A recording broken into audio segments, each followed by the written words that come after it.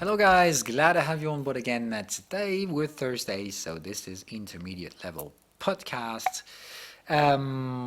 Yesterday's been hell of a rocking session, pretty fucking complicated. Nearly got stopped out, but let's be honest, I've been really lucky. Um, I'm still in this trade with the German DAX I shared with you guys, but it was really tough type of risk management. I had to do a lot of risk management to get to put myself through that shit without being stopped out. Anyway, I eventually go down this trade again. Oh yeah, we could eventually do this today. Once I've done, and basically let's go back to this trade in context. So yesterday we were dealing with, let me just scroll back into replay. All right. So this is where we were yesterday when I sent you the notification. All right. So the notification was I received this alert. So I just wanted to make like a live MCQ test. Like something is happening right now that is interesting. And what would you do with this? Knowing that, just like an MCQ test, you don't know shit about what happens afterwards. But the difference is when I do the MCQ test, I know what happened afterwards. Because I generally tend to use replay myself to get to find those contexts. So now it's purely real time, though it was intraday out of a complicated session. Right? We had Powell talking throughout the day. So yeah, but I thought anyway it would be nice, and we should normally. I was basically figuring we're going to have a central banker, so we're going to have enough volatility to figure out this trade, or at least risk manage it. And that was absolutely not the case. So let's figure this one out. So we got there. Let me just switch back to trend channels. All right. So dealing in the resistant context, all right, with lower highs, lower lows, the market really fucked up the support context on our way there, all right. But just like in the MCQ test, there's always a but. And in here, I wanted you guys to notice two things. And I'm happy because most of the French guys, I haven't been looking at the American English community, if you guys figure this one out, but there was two aspects of this trade I wanted you to figure out. The first one was, okay, but the range is mature, Phil. All right, how the hell can you trade that? We're already dealing with the fifth range boundary in here, and that means the range is pretty fuckingly mature. So normally, beginners can't take the trade. That's it. No more, no less. I mean, this is not a white type trader trade. It simply cannot be. Anyway, it's a bearish range trade at best. So even those type of trades, not for the white guys. So white guys, stay the fuck away. It's not for you. Simple as that. So it was at least green at that stage. And like I said, green guys should have been going to that conclusion. The range is mature, though it's at least yellow type of trade. And if I still want to take that trade, I'll go minimum leverage. So even at that stage, that would have been what I wanted you guys to figure out. No white guys, green guys, but at minimum leverage if they want to go down this road because the range is mature. The conditions are great. The conditions are right. We're retracing 61%. We're in the context. We do have overload signal. It's not trending signal, so you need to be aware that this is not enough. For you to go with a risky full position sizing and stuff like that. So you're going to take a tiny position sizing. Even for yellow guys. At that stage, this trade is valid. It's just a little bit more risky. So not a perfect signal, but definitely the type of signals you take. And you'll risk manage a trade. All right, you're waiting for the market to go down the supportive area in here. Normally, the market goes there. You validate your trade, you pay for your stop loss, you do your first risk management, whatever, you reduce the risk, and then the market will either prove you right, prove you wrong, or prove you right. All right, it's simple as that. That's how you must see things. You're not here to figure out if the market will truly get there. All you know is that this bearish range context cannot be led any further than that. So if you go below those lows, and if you're below context, you buy. Simple as that. You buy yourself out the market and you profit take. So that's all you knew at that stage. It must be a tiny risk-taking trade, tiny position sizing, no white guys, green guys at minimum possible leverage, which means that you just take one micro lot, and no more, no less. You're just here to taste the market reaction. If it goes wrong, then you do nothing. You let yourself go and you take the pain. You learn that the hard way. All right, but you just take a tiny amount of risk. So even if it ends badly, you're going to lose what, €5 or something like that? So what the hell do you even care about? At least I hope you don't care about that. So that's how it is, all right? Take the minimum possible loss for those type of trades because these are contexts that's going to be tricky. For all the yellow guys, you know anyway the context in here is tricky because the range is mature. So you might be facing bullish accumulation, all right?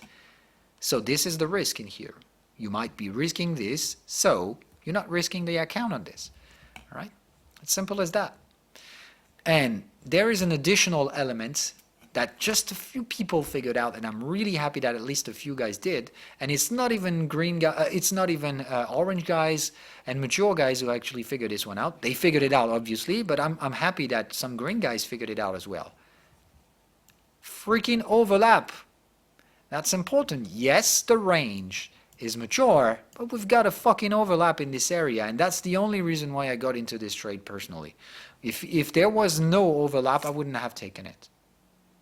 Or just a really tiny trade because the range was mature and obviously high risk of being accumulated before broken up. All right? But at that stage, the overlap gave me enough risk limitation or an additional risk limitation to get into this trade. It was risky, but I got in. Tiny leverage as well, all right? Just a tiny position sizing. I've been risking like 0.4% capital in here, so it's like peanuts. So let's move on. All right. What happened afterwards is, now we've got the answer, we actually have been accumulated and broken up. All right. So that's what they've done. That's what they've done.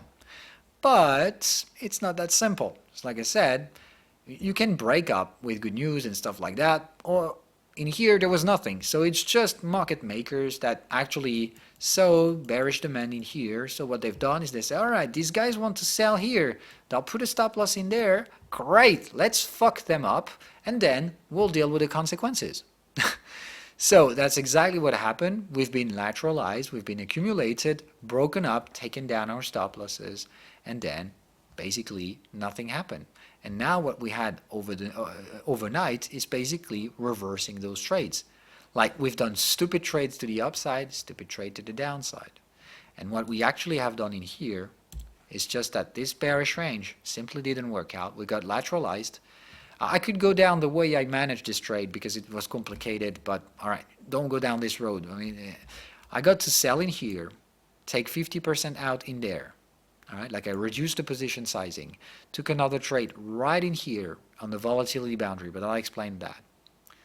Let's just switch actually so you'll understand. All right. I saw the market was getting nervous, so this is why I took down one contract, sold it again in here, and bought it in here afterwards when I saw the market didn't want to work out. So afterwards I said, all right, volatility isn't there, they don't want to sell, fuck that, they're going to raise for the stop losses. That's exactly what they done right after. Powell starts to talk, the market just rallied upward, algorithmic trading, just catching up all the fucking stop losses. All right, so my stop losses were in here, and I don't know how, but I got safe. This has been happening overnight, like when the contracts is not pricing in. So I haven't been stopped out. My stop loss is in here. So I managed to survive overnight. I just barely was 1 foot away from being stopped out. But I mean, sometimes you can also pass throughout the mess. So I just passed throughout the mess in here. With a tiny position sizing though, because it was 0.4 capital risk in the beginning, divided by 2, so it's a 1. It's a 0.2% capital risk, all right? So it's really nearly nothing. What happens next, all right, is that pure and simply, I told you, I feel like those fuckers will simply play the volatility boundaries. Like they'll go chase this, and tomorrow will go the opposite way. And that's exactly what we've done. So I couldn't catch those trades. My market maker doesn't provide liquidity at those hours. I've got IG market who does, but I don't do that. I mean, IG markets, I'm no longer even trading there anymore. So I eventually even close this account someday. So the thing is, that's it. All right. I wasn't taking this. Though I wake up earlier today with this alert triggered. Like I look at the phone, I see, all right, German DAX bearish alert triggered. Oh my God. So I thought, all right, that's exactly what I thought had happened. So they just ranged us, which means the bearish range got invalidated. They fucked us up, but we're just ranging. So we're not bullish. This is not a bullish breakout. So we're certainly not we're not breaking up out of this area. We're just ranging. So it's market making at its best. The market makers are just pushing toward volatility limitation and fucking up whoever is trading in the meantime. Whoever's trading in the middle range area, you're fucked and you can't do anything else than that. All right, we're probably going to trade all day long in this area before doing what? Going to either this area or this area. But we're probably going to spend all day working this intermediate area because this is where the market makers want us to trade. When we go there, they buy us out. When we go there, they sell us out. And as long as we trade in here, they go on the opposite direction as we do. Speculators sell in those areas, so they buy and they push us there, and they're in the sell. When you get there, if you buy, they sell, and then they'll buy you. It's as simple as that. They'll let us trade as long as possible in here because they want us to deal with here. They want us to put some volume. So what's been happening over yesterday and the latest few hours in the overnight session? Pure market making. They just don't want us to go anywhere higher than that or lower than that. So they just want us to die in between, and that's what they're going to let us do today. Compress the volatility before we actually get something to deal with, either a new upside trade or going to the downside and validating my swing scenarios. Or my weekly scenarios, which is breaking down this level and going to the next support. All right? So remember that I don't know. I don't know what the hell's going to happen, but that was the plan. Remember, the plan was to accumulate in here. The basic plan was to accumulate, but trying to go there. Like I thought at first I thought the range would do something like that, like it would be wider range, all right? With this area as a polarization, like top range, bottom range, right? Remember that was the plan. Actually, I think we just shifted. Like it's just now this is the shifting area. Top range is going up. It's volatile and stupid, just like expected. We're probably going to switch to the bearish range sooner or later. We need a catalyst to do this. I don't know what shit can trigger this. All I know is that technically speaking, odds are really for us to go there. We're probably going to wait for a reason to go there. I don't know what that reason is. I simply know that we're going to accumulate. The market makers wants us to trade this area as much as possible until we release the energy, hopefully to the downside, right? To get to my first targets, which will be this area. So like as long as we get to deep below 13K, profit taking, partial profit taking for the weekly trades are absolutely necessary.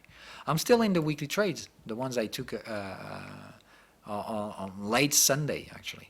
So I'm still on those trades. The swing scenario hasn't changed a bit. What happened yesterday was an intraday trade that absolutely went out of control, but lucky me, with no losses.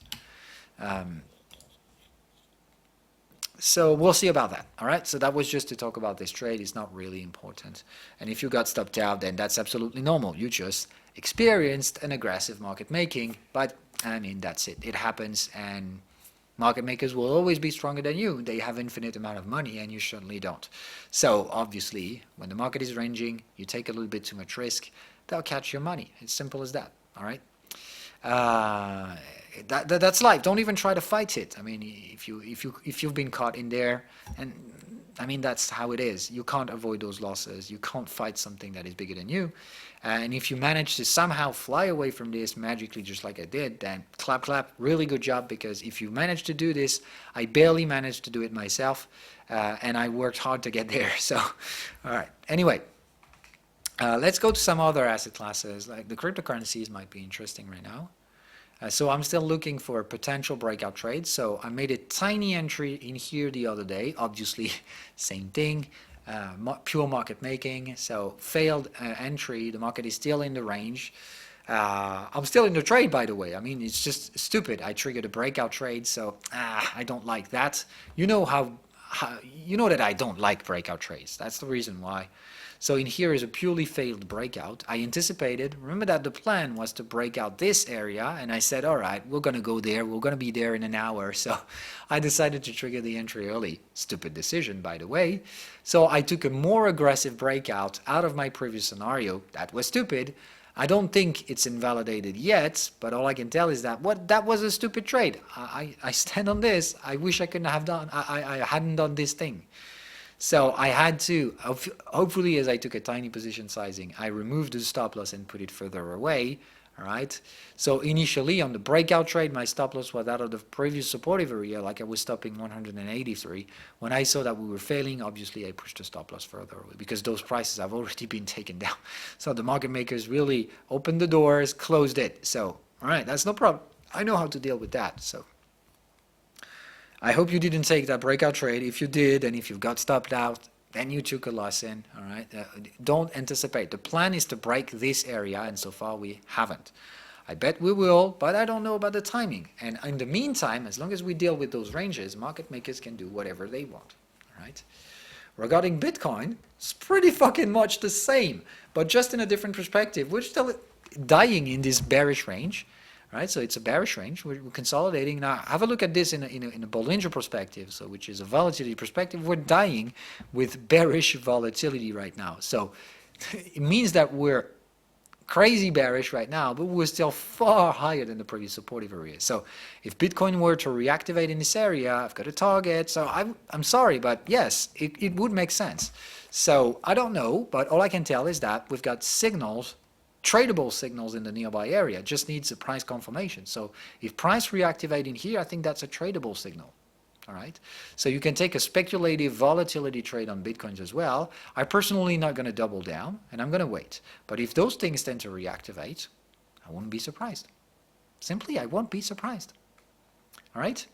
So I'm waiting for crypto to either accelerate to the downside or terminate their consolidation that's lasting for a couple, nearly 3 weeks right now. So if we're done after 3 weeks consolidating, which I think is appropriate to the stupidity we had recently, so 3 weeks consolidating, catching up on volatility boundary, I think right now we should find a little bit of volatility.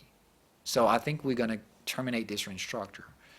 Probably breaking it up. That doesn't mean we're going to go bullish. All I think is that we're going to try a little bit of volatility, like trying retracing to 9.3K, and we'll see what happens next. If the bulls are still in control, and if we manage to get to 10K area, then we simply never will enter this area and head toward this one. Or maybe fail in the upward area and just keep on dying in between, not making any decision. All right, like that's a possibility. But we're dealing with a technical area, volatility boundary. I expect something may happen out there. So watch out for this. Pure volatility trade, so speculative trade, reversal type of trade. So please, experienced plus or intermediate plus type of trader. Those who are nearly getting experience right now, because those who are early intermediate levels, please stay the fuck away. This is a reversal type of trade. You don't do that. Okay? It's important for you to figure this out, all right? Wait for a short-term pullback or whatever, but wait for trade in context you master. Don't do that any different. All right, that's gonna be it for today. But I've got a message I'd like to share with you. So don't take that any bad, and don't overestimate any of the things I'm gonna be saying in here. All I'm gonna be saying is that I'm really questioning a lot of things right now for many, many reasons, all right? You know that's not new, but it's been barely 2 months since my account managed to move in any direction. So there's a little bit of intraday volatility, all right? So the account can move up $1,000, move down another $1,000. So it's just, all right, I'm stuck into a, let's say, a plus $1,000, minus $1,000 area for 2 months. And I've never experienced that ever, like ever. And I never thought that was even possible. So I can tell you why this is possible, obviously, because we're dealing with so low volatility that market maker simply doesn't know where to do, what to do, where to go. So it's really nearly impossible to speculate in those contexts. Rather than trading the short-term volatility, like dealing with 15-minute range boundaries and stuff like that, it's really freakingly complex to make any money in those markets. It has never been that complicated for me because all the things that work against my strategy are in motion right now. I'm using technical strategy. The market is fucking up technicals. Let's be honest, the market is dealing with sentiment right now. So we're sentimental trading, which is obviously just doubling down on what I think that is the end of a cycle, that the end of a paradigm is nearby, because people don't think, people experience, live experiences, they live emotionally. Professionals tends to say this is the era in which the market has a memory, in which instead of treating what we have and what we have to deal with, technicals, information surrounding the market, pricing in stuff, no, we're just pricing in what people think. So this is as subjective as it can be.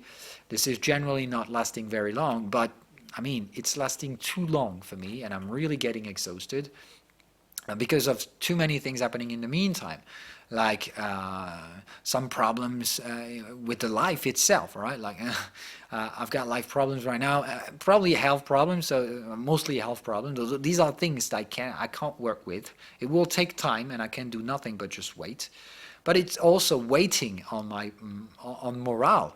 So it's simple as that. Like I feel like I'm working for shit because I'm working for nothing. I can't make money in those markets, and all I can do right now is just, at least I'm happy I can sustain my current value. Like I'm not making money, I'm not losing money. It's just exhausting to see the same fucking account number each and every day for so long. I mean, for this to last a month, I would say, all right, everything has a first in history, so it might be extreme levels, but these things won't last. Now we're another month in, and it's still nothing has changed. So I still can't explain that, rationally speaking, because when something goes up, like some trades tend to validate, others go on the totally opposite direction. So yesterday, gold reactivated, indices fell a little bit, and stuff like that. Euro dollar sustained, GBP USD rallied, USD GPY reversed, and AUDNZD minus 1.30%. So it's incredible.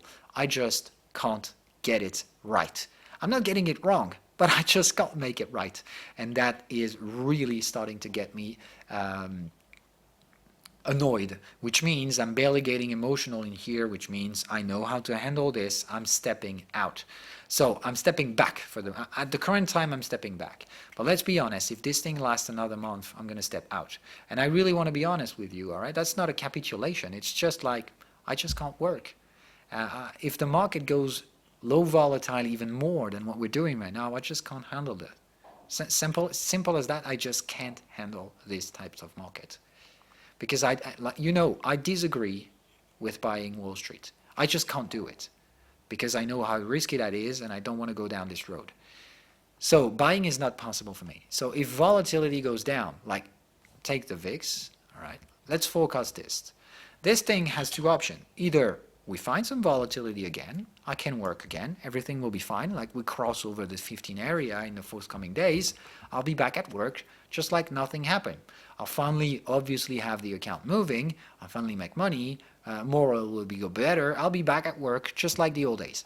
Option number two, like, don't think this can happen. Like I'm already, I don't forecast the future. All I can tell is that this is also a likely scenario in which we go down to 10 in volatility. Not just like that, all right? Like we head toward 10. It has to be a long fucking trade. If this thing happens, like if we have a perfect low volatile end of the year, let's be honest, I'm gonna go out.